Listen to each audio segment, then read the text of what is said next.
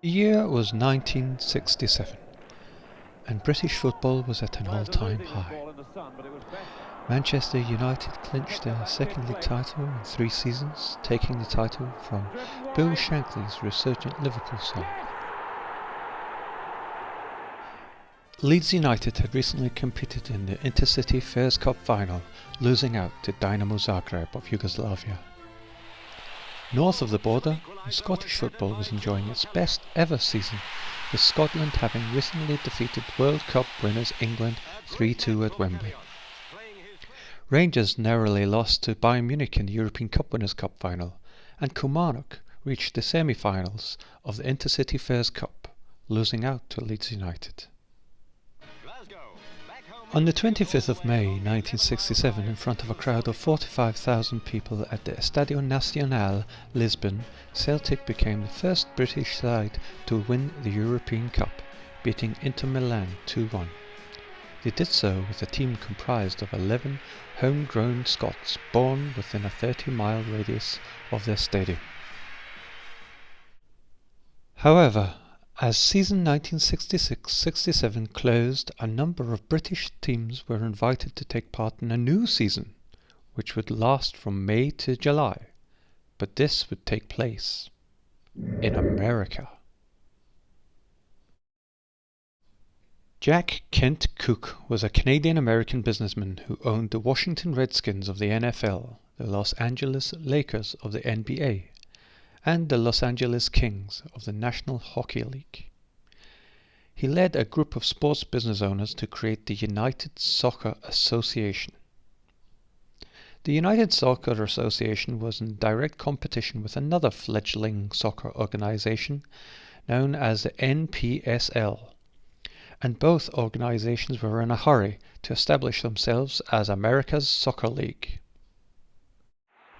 However, the United Soccer Association didn't have the teams ready, so they adopted a novel solution to the problem and imported European and Latin teams en masse. Each club would have to adopt a new identity in America for the duration of the league season. Aberdeen of Scotland represented Washington, known as the Washington Whips. England's Wolverhampton Wanderers represented Los Angeles as the Los Angeles Wolves. Dundee United represented Dallas as the Dallas Tornado. They were owned by Kansas City Chiefs owner Lamar Hunt.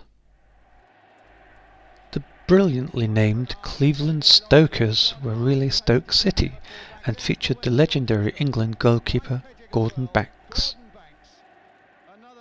Hibernian of Scotland represented Toronto as Toronto City.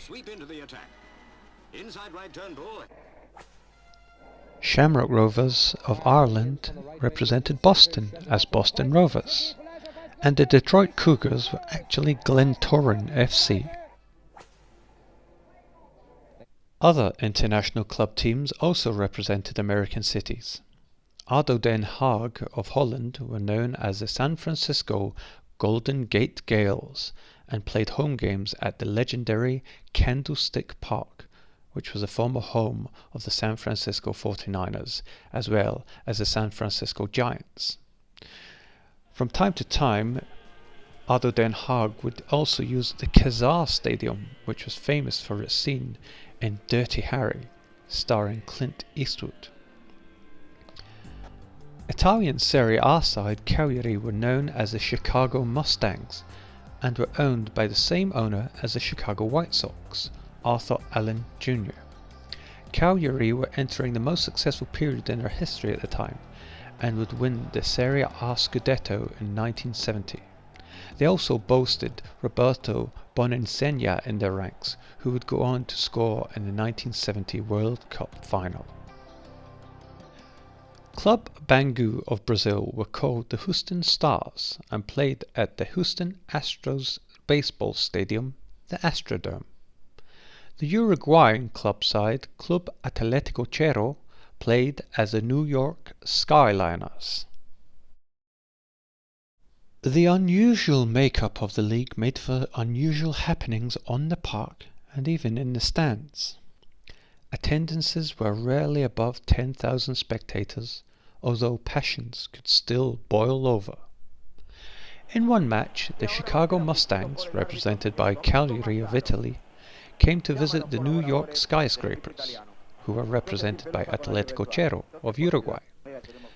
After a bad tackle by a Cerro player, an Italian fan climbed over the railings and took a kick at the linesman.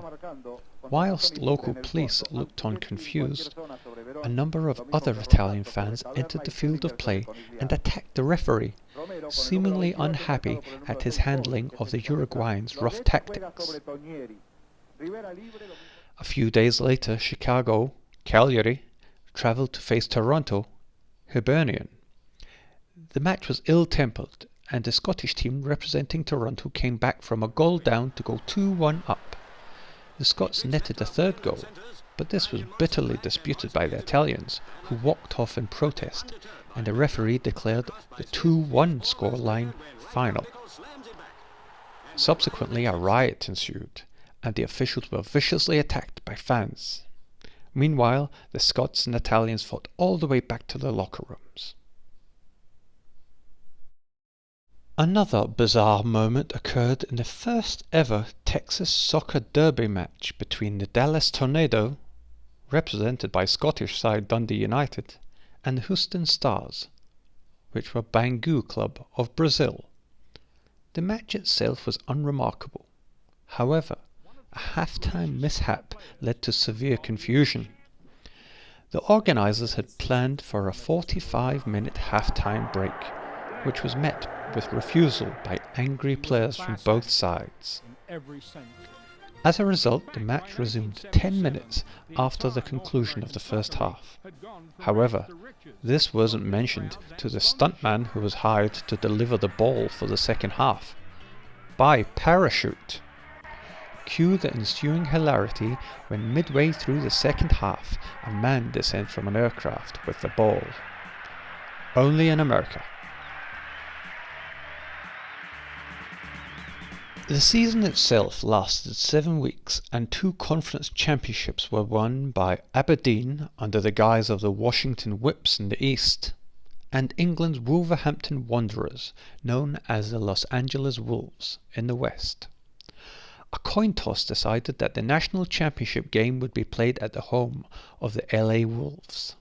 This match drew 17,824 spectators to the Los Angeles Memorial Coliseum, site of the 1984 Olympic Games. The match was dubbed the greatest final ever played on American soil. At the end of 90 minutes, the scoreline was level, 4 goals each, after a late equaliser for Washington, that's Aberdeen, by Frank Monroe. Yet again, during extra time, Monroe scored a late equaliser to make it 5 each. Now, penalties would not be used, so the game went to sudden death. After 136 minutes of play, a decisive goal was scored. The LA Wolves won 6-5 after Aberdeen defender Ali Shuin scored a deflected own goal. As a result, an English team, Wolverhampton Wanderers, defeated a Scottish team, Aberdeen, to become the soccer champions of the United States of America and create one of history's most interesting soccer footnotes. Later that year, the United Soccer Association merged with the National Professional Soccer League to form what would become the North American Soccer League, the NASL. As a result of the merger, many of the original franchises of the USA Soccer League disbanded or merged with teams from the NPSL. The Cleveland Stokers, Los Angeles Wolves, Houston Stars, Washington Whips and Dallas Tornado became founder members of the NASL. However, only Dallas remained just 1 year later, and they went on to become the NASL champions in 1971. The idea of importing teams to represent franchises was revised during the 1969 NASL season. Both Wolverhampton Wanderers and Dundee United returned to the States. Dundee United played yet again under the guise of the Dallas Tornado. However, Wolves were known as the Kansas City Spurs. But again, they emerged as champions of the United States. And so ended a scarcely referenced curiosity in Anglo-American soccer history.